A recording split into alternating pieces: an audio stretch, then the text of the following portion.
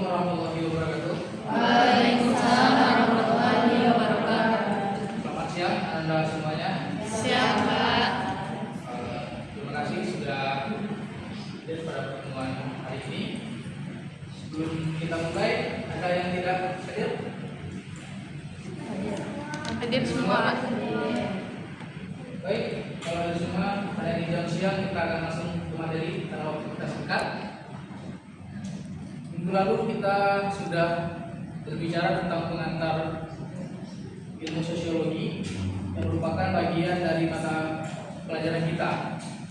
Dan materi pada minggu ini adalah materi yang krusial dalam artian akan mendapatkan porsi yang besar dalam soal ujian serta akan menentukan pemahaman Anda tentang materi sosiologi ini sendiri. Hari ini tidak menggunakan PowerPoint, jadi Anda harus fokus ke depan. Satu, karena kita yang menggunakan audio dari mulut saya, dan yang kedua, ini akan menguji fokus Anda semuanya. Karena pada akhir kelas nanti kita akan adakan kuis bergiliran dan ada soal yang akan Anda jawab nantinya.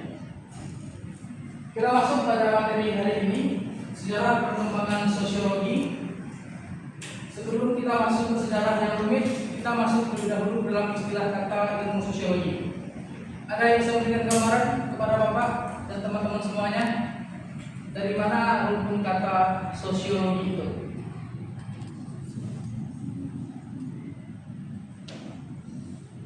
Kenapa ada sosiologi? Kenapa ada psikologi? Kenapa ada antropologi? Dan kenapa ada logi-logi itu di belakangnya? Apa asal katanya?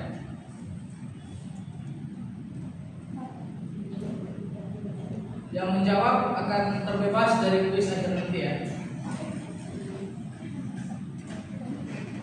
Sosiologi juga ada dalam mata, kalau nanti Anda berkuliah, ada istilah psikologi, ada antropologi, dan ada logi-logi lainnya. Apa asal katanya? Ada yang bisa? Silakan.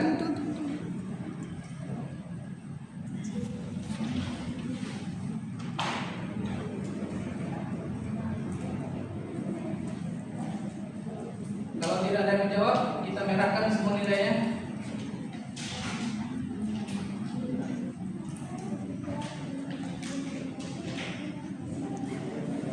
Ayo silakan. Atau saya tunjuk. Yang berkacamata, berjilbab coklat. Sosiologi apa?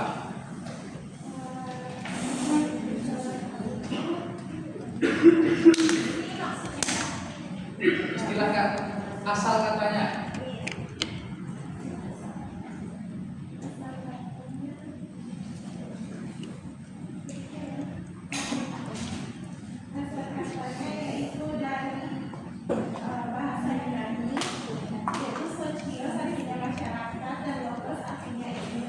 Intinya sosiologi adalah ilmu tentang masyarakat. Perlu Anda ketahui, pelajaran ilmu sosial atau ilmu tentang kemasyarakatan itu lahir setelah adanya ilmu sains yang sifatnya adalah ilmu alam dan hitung-hitungan. Jadi setelah perkembangan ilmu pengetahuan modern, ditemukannya matematik, sains dan sebagainya, baru berkembang kemudian ilmu sosial. Sekarang kita masuk kepada sejarah sosiologi. Setelah abad pertengahan,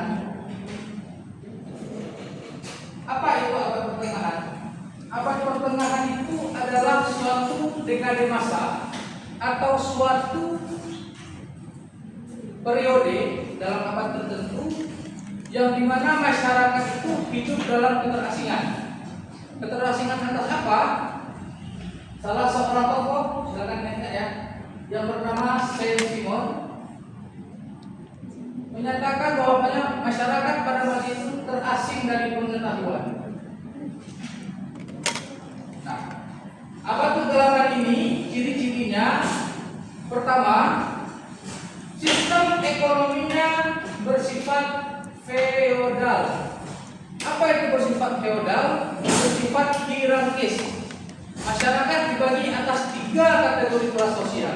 Apa 3 kategori kelas sosial itu? Yang pertama adalah kelas keluarga, pendeta dan raja. Kelas kedua adalah kelas bangsawan. Dan kelas ketiga adalah kelas rakyat jelata. Rakyat jelata itu tidak boleh punya tanah dan akses produksi. Artinya mereka tidak boleh punya sertifikat hak atas tanah, tidak boleh punya hak sertifikat atas kepemilikan pabrik dan sebagainya. Karena alat-alat itu hanya boleh dikuasai oleh kelas pertama dan kelas kedua. Terutama oleh kelas bangsawan dan keluarga kerajaan. Nah, itu ciri-ciri ekonomi pada abad pertengahan. Apalagi ciri abad pertengahan, akses pendidikan itu hanya untuk keluarga raja atau bangsawan yang dianggap berharga atau bangsawan yang berjasa pada kerajaan. Di luar kategori itu tidak boleh masyarakatnya mengakses sekolah. Nah, dalam artian kenapa seperti itu? Itulah sistem yang dibangun pada abad pertengahan karena dominasi agama tertentu pada abad ke-8. Nah, Saint-Simon mengatakan masyarakat terasing dari pengetahuan itu sendiri. Maka Saint-Simon sebagai salah satu pencetus ilmu sosial mengeluarkan pendapat tentang teori perubahan masyarakat. Saint-Simon berkata atau Saint-Simon menyatakan perkembangan sejarah manusia itu diawali dengan kelompok masyarakat monoteis. Apa arti monoteis? Mono apa artinya? Kita belajar di mata pelajaran IPA ada istilah monokotil, dikotil, apa itu? Mono itu apa artinya? Monoteis. Teis itu artinya kepercayaan tunggal. Maka pada masa ini menurut si Saint-Simon, masyarakat pada tahap pertama kehidupan dunia itu mengenal kepercayaan monoteis, satu Tuhan. Kemudian berkembang dari masyarakat politeis. Politeis itu masyarakat banyak Tuhan, sehingga banyak terjadi benturan sosial, terutama antara kelompok masyarakat beragama Samawi dan kelompok masyarakat beragama kebudayaan. Apa itu agama kebudayaan contohnya? Contohnya adalah agama Buddha, Konghucu, Tao, itu agama berdasarkan kebudayaan. Mana yang agama Samawi? Islam, Kristiani, Yahudi dan sebagainya itu adalah agama Samawi yang asalnya adalah dari langit atau Tuhan itu sendiri. Setelah masyarakat ini lahir, termasuk di abad periode ke-8, di sini lahirlah masyarakat modern atau masyarakat logis. Nah, kenapa dikatakan logis? Pada 2 tahapan perkembangan ini, masyarakat memahami bahwasanya tidak ada kekuasaan atas dirinya.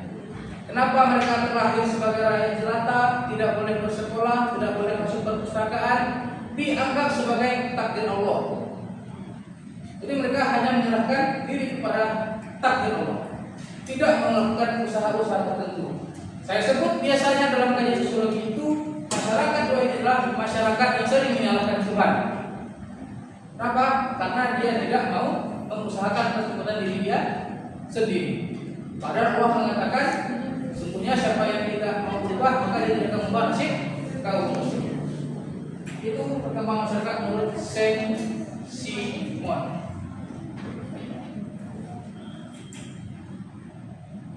Setelah Saint-Simon melakukan pendapat ini dan kemudian booming di seluruh Eropa dan dunia, maka istilah ilmu sosial mulai mengerucut. Ilmu sosial yang awalnya tidak memiliki nama memiliki istilah awal bernama fisika sosial. Kenapa fisika sosial? Apa itu ilmu fisika? Ilmu yang membahas tentang aturan dan hukum alam. Maka fisika sosial menyuruh kepada istilah atau kata ilmu yang mempelajari hukum dan norma sosial di masyarakat. Tapi karena istilah ini dianggap terlalu sangat sains-sentris, maka lahirlah tokoh kedua kelas Saint-Simon bernama Auguste Comte dalam bidang Italia. Kalau yang Parisnya gimana? Auguste Comte. Auguste Comte merubah istilah fisika sosial menjadi istilah sosiologi. Maka secara taktis dan secara administratif, Auguste Comte adalah orang yang mencetuskan istilah sosiologi. Ada pertanyaan sampai di sini? Kalau tidak kita lanjut, sebagai orang yang mengatakan atau merubah istilah fisika sosial menjadi sosiologi, Auguste Comte layaknya para sosiolog lain juga mengeluarkan sabda ilmiahnya atau pendapat ilmiahnya. Auguste Comte mengeluarkan pendapat kurang lebih sama dengan si Saint-Simon tentang teori perubahan manusia. Bedanya, Auguste Comte menyatakan perubahan dalam masyarakat itu meliputi 3 tahapan. Apa tahapan itu? Tahapan pertama adalah masyarakat teis atau masyarakat yang menganut satu agama. Setelah itu terjadi bid'ah, maka timbul golongan kedua bernama kelompok metafisis atau orang yang percaya pada kekuatan gaib. Nah, kalau Anda pernah mendengar tentang cerita para penyihir di Eropa dan sebagainya, itu pada masyarakat kelompok metafisis di Eropa pada waktu itu. Kelompok ketiga lahir setelah revolusi industri. Pertama, kelompok masyarakat logis. Mereka tidak lagi. Nah, seperti apa masyarakat metafisis? Masyarakat metafisis kalau dia demam, dia akan pergi ke dukun dan meminta bantuan ke pohon beringin. Nah, itu bukan cuma masyarakat Indonesia yang mengerjakan. Masyarakat Eropa pada akhirnya juga seperti itu. Hingga muncullah perkembangan ilmu pengetahuan menjadi masyarakat logis. Mereka mulai mengenal sistem pengobatan modern, mengenal sistem transportasi modern dan sebagainya. Nah, itulah perbedaan pendapat Auguste Comte dan Saint-Simon. Sampai sini ada pertanyaan? Ada pertanyaan sampai sini? Tidak. Itu perkembangan ilmu sosial. Nah, karena perkembangan ilmu sosial, maka orang berpikir apa? Berpikir untuk merubah nasib dirinya sendiri. Maka lahirlah 1875 suatu revolusi mahadahsyat bernama Revolusi Prancis. Dalam Revolusi Prancis, karena hirarki kekuasaan kaisar, rakyat jelata dibebankan pajak yang sangat banyak karena negara harus berperang. Maka dengan adanya Revolusi Prancis, Raja Louis XVI dipenggal kepalanya dan istri dia juga dibunuh pada masa Revolusi Prancis. Seorang menteri keuangan Prancis yang menggelapkan uang rakyat bahkan digambarkan oleh orang Prancis pada masa itu dengan hanya gambar siluet hitam. Nama menteri keuangan itu adalah Etienne Siluet.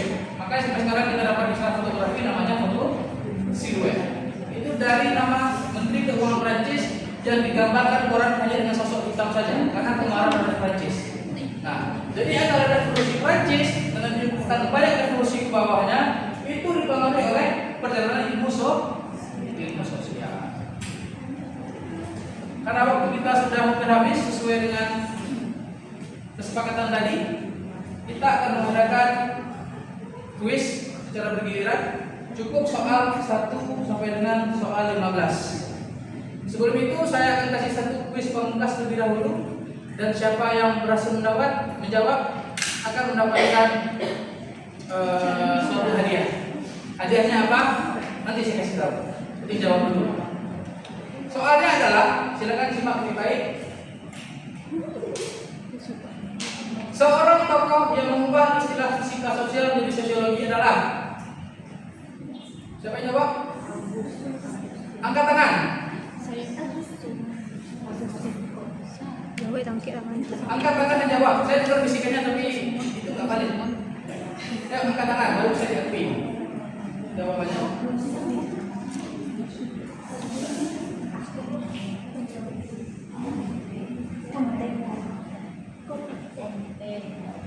Jauh lah biru. Ayo, angkat tangan dan jawab. Itu udah benar disebut tadi itu. Tapi kenapa nggak angkat tangan? Silakan. Agus Dekomte. Selamat Anda mendapatkan hadiah. Oke, nanti ya. Sekarang kita lanjut ke kuisnya. Silakan baca bergiliran 1 sampai 50. Kalau waktunya nggak cukup sampai 15.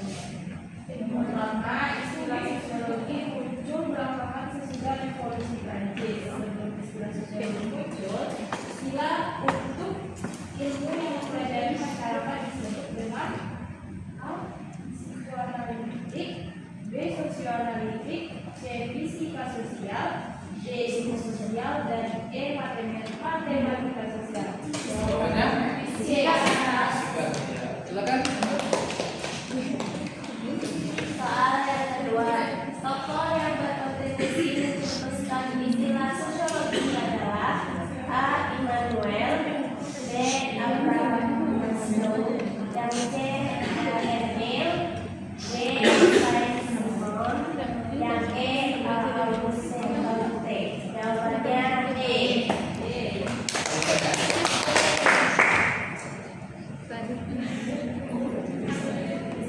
Emil adalah tokoh sosiologi yang secara aktif menyumbangkan pemikirannya bagi perkembangan sosiologi itu sendiri. Di antara teori yang dikemukakan oleh Emil adalah Jawabannya ya. A. Fakta sosial dan solidaritas. Betul. Menerangkan dengan pola ekonomi perbudakan dalam pandangan Saint-Simon hingga mencapai pada tahap perkembangan. Jawabannya adalah politeisme. Politeisme. Ya, boleh. Nomor 5, teori sosial dinamis Auguste Comte menjelaskan bahwa perkembangan masyarakat diikuti tahapan sebagai berikut. C. Teologis, metafisis, Logis. Atau masyarakat logis ya. Betul.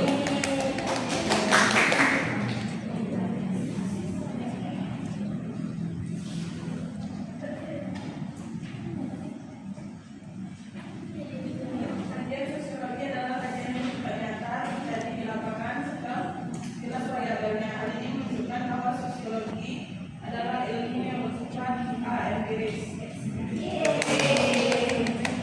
Suatu metode ini mengadakan pertemuan di pelataran jam gadang. Pertemuan itu diadakan guna membahas masalah daerah yang dianggap tidak perhatian.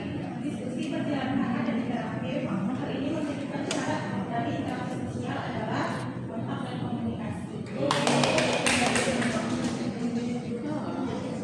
Soalnya karena politik apartheid Apartheid. yang diterapkan di Inggris di Afrika Selatan adalah sistem politik yang mendiskreditkan orang Afrika asli dalam tatanan politik dan pemerintah. Sistem ini adalah contoh dari minoritas dominan.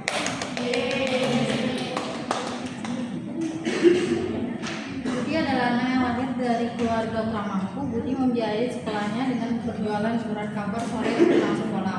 Karena setiap hari Budi bersentuhan dengan koran, Budi tertarik menjadi jurnalis.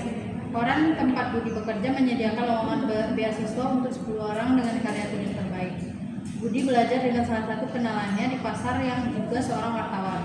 Akhirnya Budi mendapat beasiswa dan setelah lulus kuliah dari jurusan komunikasi, Budi ditawari bekerja di kantor lamanya sebagai pimpinan redaksi.